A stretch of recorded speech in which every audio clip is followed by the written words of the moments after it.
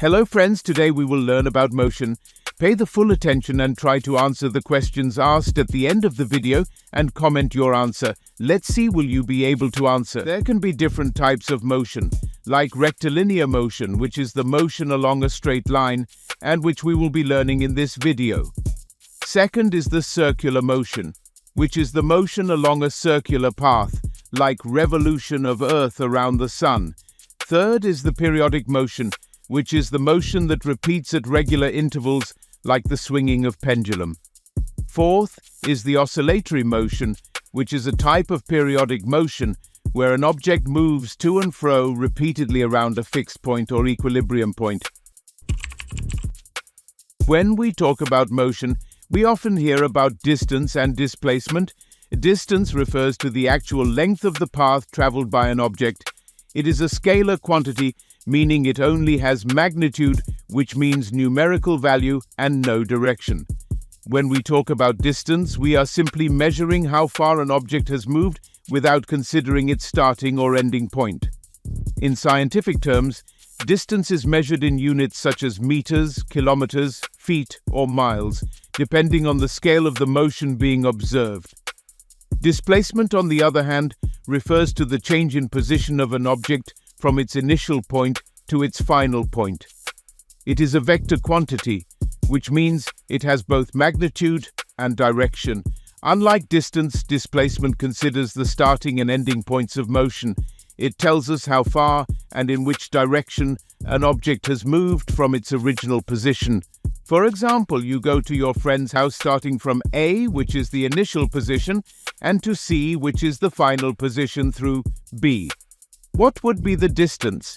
It's just the sum of your movement, that is 40 plus 30, which is 70 meters. What's the displacement? How to find out the displacement between A and C? Well, by using Pythagoras' theorem. So, what's the displacement? Comment your answer. It is simply root of 40 square plus 30 square, which is 50 meters. Does this end here? No. As displacement is a vector quantity, direction is also needed to be mentioned. If you take a compass like this, your displacement is 50 meters towards northeast.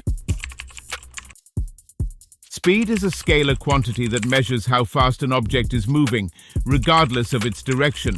It's essentially the rate at which an object covers distance.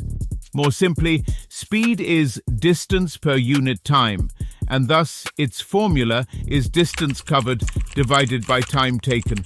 The SI unit of speed is meter per second. Let's go to another example. Let's imagine you covered 250 kilometers in 5 hours. What's the speed? It's 50 kilometers per hour. Does that really mean that you covered 50 kilometers every hour?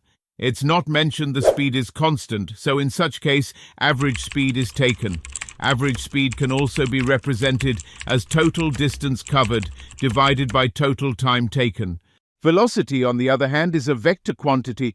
It not only tells us how fast an object is moving, but also in which direction it's moving. Velocity includes both magnitude, speed, and direction, making it a more comprehensive measure of motion. The formula for velocity is similar to speed. It is displacement divided by time, because it is a vector quantity. The trick to remember velocity is scalar, or vector to not get confused is, as velocity starts with v, it's a vector quantity. Same with speed, it starts with s, so it's a scalar quantity. So try to answer these questions, but before, please subscribe and like the video, and if think the video is not good, you can also dislike. Thanks for watching.